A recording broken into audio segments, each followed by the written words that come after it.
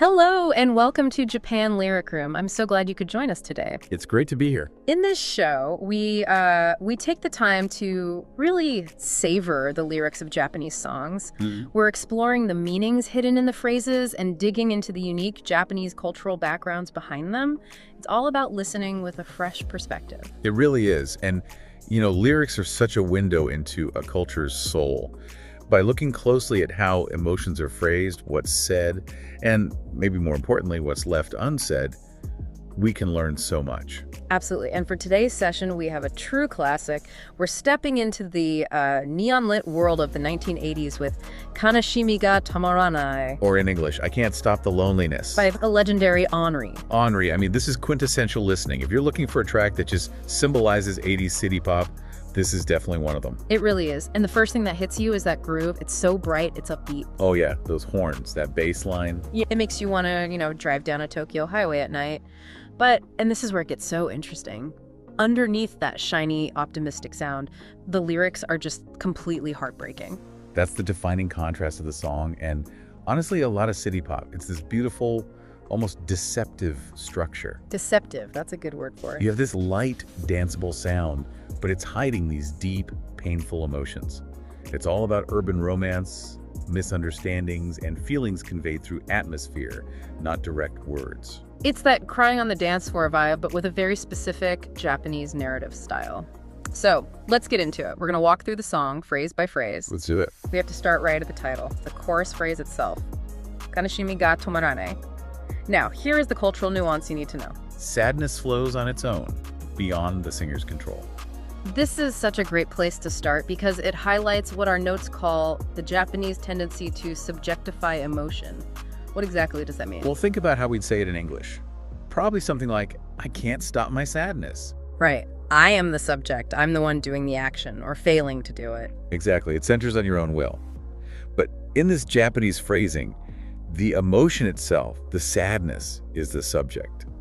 The sadness is the thing that won't stop. Oh, wow. It's like it's overflowing on its own. It paints this picture of a feeling just running wild, completely beyond the singer's control. So it's like an external force, like a river that's burst its banks or something. Precisely. The singer is just standing there, witnessing it happen to her. And it's described in this very quiet, passive way. It's not a scream, it's a statement of fact. The sadness is not stopping. It feels more helpless that way. It sets the stage so perfectly for the story, which is this really messy love triangle. Let's move to the verse where she's reflecting on how it all started. She's thinking back to introducing her boyfriend to her friend. Here's the cultural nuance. I still regret introducing you to her. And this is where the style gets really telling. We can call this pain without a subject. Right. The notes say the sentence structure omits the subject. Is that just a grammar thing? It is common in Japanese grammar, but here it's poetic. The lyrics don't explicitly say, why did I do this, or it's all my fault. I see. The regret just sort of sinks into this matter-of-fact narration. It becomes this quiet sense of self-responsibility. That's so different from a lot of Western breakup songs where you'd get anger or pleading. Yeah. Here it's this very shadowy narration. Shadowy is the perfect word. The pain is implied, not shouted. She isn't lashing out. She's just sitting with the weight of her own action and letting that regret hang in the air. It's very internal. It feels incredibly lonely. She's just replaying the tape in her head. Exactly. And that leads her to a very specific memory. We get this flashback to how the betrayal started. The cultural nuance is, you two felt a mutual sympathy that afternoon at the Cafe Terrace. Ah, the Cafe Terrace. It sounds so lovely, doesn't it? It does, like a happy weekend afternoon. Yeah. But that's the trick. The lyrics use the setting, the afternoon, the Cafe Terrace, to depict a state of mind. It's the quiet atmosphere where the emotional affair began. So, just to be clear, nothing is actually happening in this scene. They're not like holding hands or anything. No, and that makes it almost worse. It just says they felt a sympathy. The listener is made to sense the developing relationship, even though on the surface, nothing is happening. It's that concept of reading the air. Very much so. You don't need to see the proof to know they're connecting on a level she can't access. The lyrics trust you to feel that dangerous vibe hidden in a peaceful afternoon. That's devastatingly subtle. It's that memory of, I should have known when I saw them talking. It's the erosion of trust before the betrayal even becomes official. And then the official moment comes, the turning point, a phone call. Right. And the cultural nuance for this phrase is, one day the phone suddenly rang. She said, break up with that person. This is a great example of calmly narrating drama. It's so mundane. The phone rang. But wait, it's the friend calling the singer. That's right. The friend calls and tells her, "Step aside." It's a direct command. That is just brutal. But the description isn't hysterical at all. No. And the key word is "free-ni," which means suddenly or unexpectedly. Linguistically, it has this feeling of suppressing emotional turbulence. So instead of "my world crashed down," it's just "suddenly the phone rang." Exactly. It makes the shock feel so much colder. It's describing this life-changing moment in such a flat, factual tone. It's how tragedy often works, isn't it? You're in the middle of an ordinary day and everything changes. That is chilling. Okay, so the friend has made her move. Now the singer confronts the boyfriend, and he tries to brush it off. But she knows. And she knows in a very unique way. Yes, this line, the cultural nuances. You laugh and say it's a misunderstanding, but your kiss smells like a lie. Smells like a lie. It's a wonderful sensory metaphor. I love this. It's not, "I can see you're lying," it's the smell. Why that sense? It really captures the tendency to perceive truth through atmosphere and intuition, not just visual proof. He's laughing, he's denying it. Logically, she has nothing. But she knows. She feels it. The scent of the lie is visceral. It suggests betrayal isn't just an act, it changes the very chemistry between them.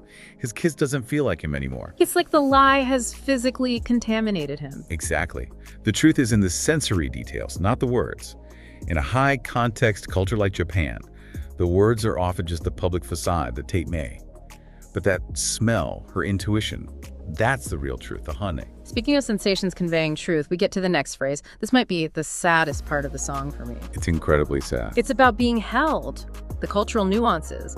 Being held, I realized there is no love here anymore.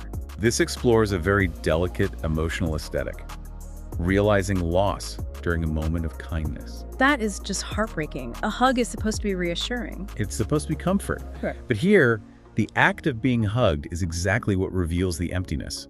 It's the hollow embrace. The shell of the relationship is still there, but the spirit, the love, is gone. And to realize that while you're in someone's arms is such a profound pain, it's finding pain inside the warmth. He's not pushing her away, he's holding her, and she feels nothing, or the absence of something. Yeah, that hurts. You're alone, even when you're together. It's the ghost of the relationship. Yeah. It's a very mature, quiet realization that the flame has gone out. So after all this, the song offers a kind of definition of love. It sums up the whole experience with a metaphor. It does. And the cultural nuance is, love is like a small storm. It steals away friends and lovers alike. Love is a small storm. This metaphor is perfect. I have to ask, It's dynamic, yet modest. A storm is violent, but by miniaturizing it, she's acknowledging that in the grand scheme of things, her heartbreak is just a small storm.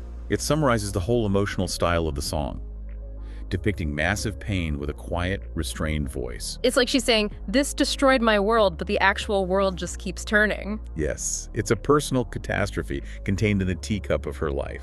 And that restraint, paradoxically, makes you feel the pain even more deeply. It really does. It's dignity and suffering. And the storm took friends and lovers alike. It's just a statement of fact, of loss. No melodrama, just final and sad. Wow. When you break it down like this, I mean, I can still hear that upbeat sax in my head, but the story is just a quiet tragedy. That's the silent drama of the song.